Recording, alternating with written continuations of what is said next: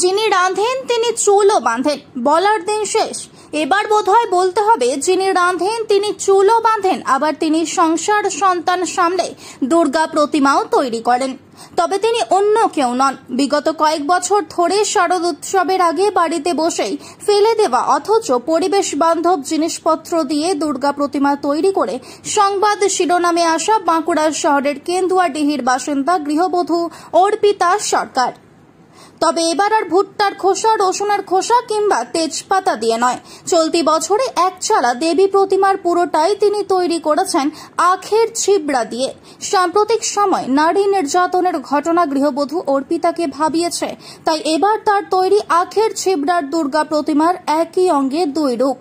একদিকে যেমন দুর্গতি নাশিনী মহিষাসুর মর্দিনী দেবী দুর্গার রূপ তিনি ফুটিয়ে তুলেছেন, অন্যদিকে তেমনই এক নির্যাতিতা নারীর প্রতিচ্ছবির দেখা মেলে। গৃহবধূ শিল্পী অর্পিতা সরকার বলেন, নারী নির্যাতনের মাত্রা দিন দিন বেড়েই চলেছে, এবার অন্তত থামা দরকার। তাই আমার তৈরি প্রতিমাতেও প্রত্যেক নারী যে মা দুর্গার রূপ সেই বার্তা দেওয়ার চেষ্টা করেছি। সঙ্গে দীর্ঘ 1 মাসের চেষ্টা ও অবসরকালীন সময়ে মূলত আখের ছিবড়া ব্যবহার করেই এই প্রতিমা তৈরি হয়েছে।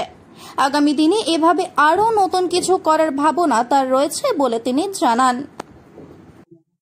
এটা আখের ছোবড়া আর খোসা দিয়ে বানানো হয়েছে। কদিন সময় লেগেছে এটা বানাতে? মোটামুটি 1 মাসের মতন লেগেছে।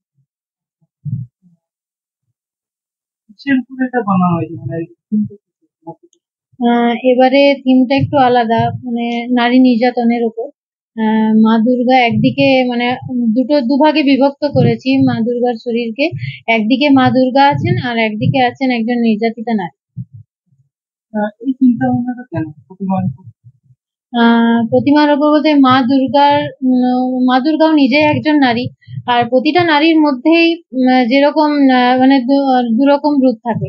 একটা যেমন একদিকে নারীদের উপর অত্যাচারও করা হয়, সেরকম নারী যদি চায় তাহলে পারে এগুলোর মানে প্রতিবাদ করতে। সেটাই ফুটিয়ে তোলার চেষ্টা করেছি।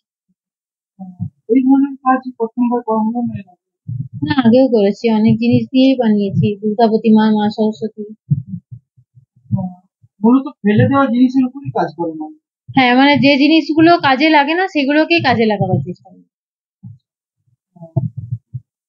বাড়ির কাজের পাশাপাশি এগুলো করা? হ্যাঁ।